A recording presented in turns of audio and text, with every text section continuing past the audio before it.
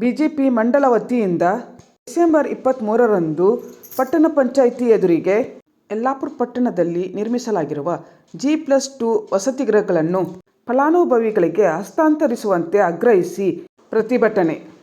December 20ರಂದು ಮಧ್ಯಾಹ್ನ ಸುಮಾರು 12 ಗಂಟೆಗೆ ಪಟ್ಟಣದ ಬಿಜೆಪಿ ಕಾರ್ಯಾಲಯದಲ್ಲಿ ಮಂಡಲಾಧ್ಯಕ್ಷ ಪ್ರಸಾದ್ ಹೆಗಡೆ ಸುದ್ದಿಗೋಷ್ಠಿಯಲ್ಲಿ ಮಾತನಾಡಿ, ಹಿಂದಿನ ಬಿಜೆಪಿ ಸರ್ಕಾರದ ಯೋಜನೆಯಾದ ಪಟ್ಟಣದ ಹೆಬ್ಬಾರ್ ನಗರದಲ್ಲಿ ನಿರ್ಮಿಸಲಾಗಿರುವ G+2 ವಸತಿ ಗೃಹಗಳನ್ನು ಈವರೆಗೂ ಹಸ್ತಾಂತರ ಮಾಡದೇ ಇರುವುದನ್ನು ಖಂಡಿಸಿ ಕೂಡಲೇ ಹಸ್ತಾಂತರ ಮಾಡುವಂತೆ ಆಗ್ರಹಿಸಿ ಪಟ್ಟಣ ಪಂಚಾಯಿತಿ ಎದುರು ಡಿಸೆಂಬರ್ 23ರಂದು ಬೆಳಗ್ಗೆ 10:30ಕ್ಕೆ ಪ್ರತಿಭಟನೆ ಹಮ್ಮಿಕೊಳ್ಳಲಾಗಿದೆ.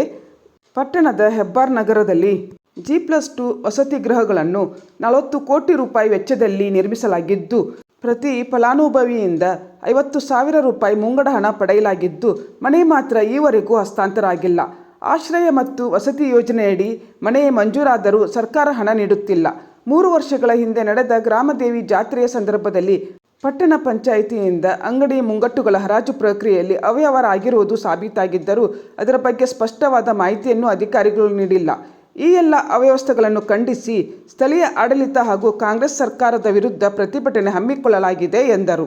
ಸುದ್ದಿಗೋಷ್ಠಿಯಲ್ಲಿ ಜಿಲ್ಲಾ ಪಂಚಾಯತ್ ಮಾಜಿ ಸದಸ್ಯರಾದ ಉಮೇಶ್ ಭಾಗವತ್, ರಾಘವೇಂದ್ರ ಭಟ್, ಶಕ್ತಿ ಕೇಂದ್ರಗಳ ಪ್ರಮುಖರಾದ ವಿನೋದ್ ತಳೇಕರ್, ಅಮೃತ್ ಬದ್ದಿ, ರವಿ ದೇವಾಡಿಗ, ನಾರಾಯಣ್ ನಾಯ್ಕ್ ಇದ್ದರು. G+2 ಮನೆಗಳ ಉದ್ಘಾಟನೆ ಆಯಿತು. ಹಿಂದಿನ ಬಿಜೆಪಿ ಸರ್ಕಾರ ವಿಶೇಷವಾಗಿ G+2 ಮನೆಯ ಬಗ್ಗೆ ಬಡವರಿಗೆ ಸೂರು ಒದಗಿಸಬೇಕು ಅಂತ ನಿಟ್ಟಿನಲ್ಲಿ ಈ ಒಂದು ಯೋಜನೆಯನ್ನು ತಂದು ಬಡವರಿಗೆ ಫಲಾನುಭವಿಗಳಿಗೆ ಮುಡಿಸಬೇಕು ಅಂತಕ್ಕಂಥ ಉದ್ದೇಶದಿಂದ ಆ ಯೋಜನೆಯನ್ನು ತಂದಿದ್ದು. 550 ಕುಟುಂಬಗಳಿಗೆ ಸ್ವಂತ ಸೂರು ಒದಗಿಸಬೇಕು ಅಂತಕ್ಕಂಥ ಒಂದು ಉದ್ದೇಶ ಇತ್ತು.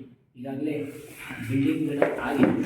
ಪಂಚಾಯತಿನ ಅಧಿಕಾರಿಗಳು 50,000 ರೂಪಾಯಿ ಮುಂಗಡ ಹಣವನ್ನು ಫಲಾನುಭವಿಗಳಿಂದ ಪಡೆದು ಮತ್ತು ಫಲಾನುಭವಿಗಳಿಗೆ ಒಂದು ರೀತಿಯಲ್ಲಿ ಅನ್ಯಾಯ ಇದೆ ಹೇಳುವಂಥದ್ದು ಜನಾಭಿಪ್ರಾಯವಾಗಿದೆ. ಆ ನಿಟ್ಟಿನಲ್ಲಿ ನಾವು 23ನೇ ತಾರೀಕಿಗೆ ಡಿಸೆಂಬರ್ 23ಕ್ಕೆ 10:00ವರೆಗೆ ಪಟ್ಟಣ ಪಂಚಾಯತ್ ಎದುರುಗಡೆ ಭಾರತೀಯ ಜನತಾ ಪಾರ್ಟಿಯಿಂದ ಒಂದು ಪ್ರತಿಭಟನೆಗೆ ಕರೆಯನ್ನು ಕೊಟ್ಟಿದ್ದೇವೆ.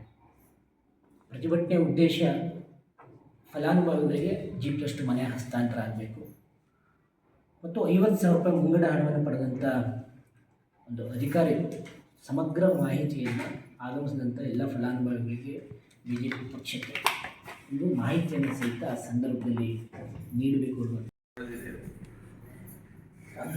ಆದರೆ ವಾರ್ಷಿಕವಾಗಿ ಏನು ಜಿಲ್ಲಾ ಪಂಚಾಯತ್ ತಾಲೂಕು ಪಂಚಾಯತಿಗಳಿಗೆ ಅನುದಾನ ಬರುವುದಿದೆಯೋ ಅದು ಇವತ್ತು ಕೂಡ ವಾರ್ಷಿಕವಾದಂಥ ಹಣ ಬಂದೇ ಬರುತ್ತದೆ.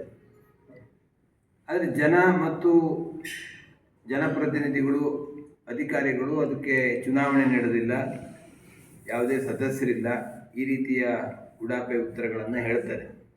ಆದರೆ ವಾಸ್ತವಿಕವಾಗಿ ಕಳೆದ 5 ವರ್ಷಗಳಲ್ಲಿ ಜಿಲ್ಲಾ ಪಂಚಾಯತ್ ಮತ್ತು ತಾಲೂಕು ಪಂಚಾಯತಕ್ಕೆ ಏನು ವಾರ್ಷಿಕವಾಗಿ ಬರುವಂಥ ಅನುದಾನ ಇದೆಯೋ ಅದನ್ನು ಸಂಪೂರ್ಣವಾದಂಥ ನಿರ್ವಹಣೆಯನ್ನು ಶಾಸಕರ ಮುಖಾಂತರವಾಗಿ ಅಧಿಕಾರಿಗಳು ಮಾಡಿರ್ತಾರೆ.